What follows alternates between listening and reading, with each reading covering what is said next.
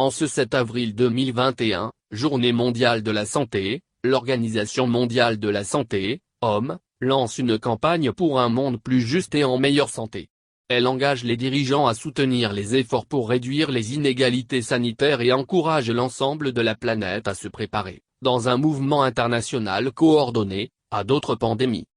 Cette année, dans son message diffusé à l'occasion de cette journée internationale, l'OMS adopte un ton grave pour constater les inégalités de notre monde. Elle considère la Covid-19 comme un révélateur qui démontre quotidiennement que certaines personnes sont en meilleure santé et ont plus facilement accès aux services de santé que d'autres uniquement du fait des conditions dans lesquelles elles naissent, grandissent, vivent, travaillent et vieillissent. L'OMS appelle les dirigeants du monde à faire en sorte que chacun ait des conditions de vie et de travail propices à une bonne santé.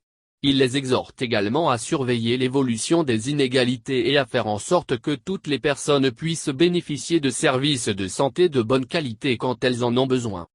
La Covid-19 a durement frappé tous les pays, mais elle a été particulièrement lourde de conséquences pour les communautés qui étaient déjà vulnérables, qui sont plus exposées aux maladies, qui ont moins facilement accès à des services de santé de qualité et sur lesquels les mesures mises en œuvre pour juguler la pandémie risquent d'avoir des effets néfastes. Avec plus de 115 millions de cas, le nombre de personnes infectées ne cesse de battre des records. De nouveaux variants sont détectés dans différentes régions du globe.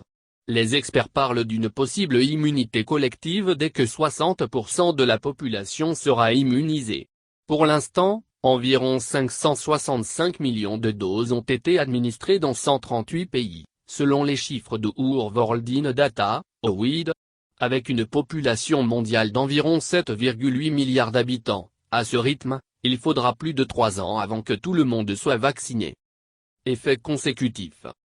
On estime que la pandémie a poussé, en 2020, entre 119 et 124 millions de personnes supplémentaires dans l'extrême pauvreté. Le virus a aussi creusé les inégalités dans le domaine de l'emploi car les femmes ont été plus nombreuses à être obligées de quitter le marché du travail au cours des 12 derniers mois. Le taux de mortalité des enfants âgés de moins de 5 ans issus de familles pauvres est le double de celui des enfants vivant dans des ménages plus aisés. L'espérance de vie des habitants des pays à faible revenu est inférieure de 16 ans à celle des habitants des pays à revenus élevés. Traité pour rassembler et partager. Plus d'un an après l'annonce de la pandémie avec près de 2,8 millions de morts, le directeur général de l'Organisation mondiale de la santé, Tedros Adhanom Ghebreyesus, les dirigeants d'une vingtaine de pays, et le président du Conseil européen, Charles Michel, ont annoncé le 17 mars vouloir élaborer un projet de résolution relatif à un traité sur les pandémies qui sera présenté en mai, lors de la réunion annuelle des 194 États membres de l'organisation onusienne en charge de la santé. Initiateur du projet, Charles Michel a déclaré que la Covid-19 a mis en évidence les faiblesses et les divisions de nos sociétés, et il est maintenant temps de se rassembler. On note que les membres clés du G20, États-Unis, Russie, Chine, Japon, Inde et Brésil, ne figurent pas parmi les signataires.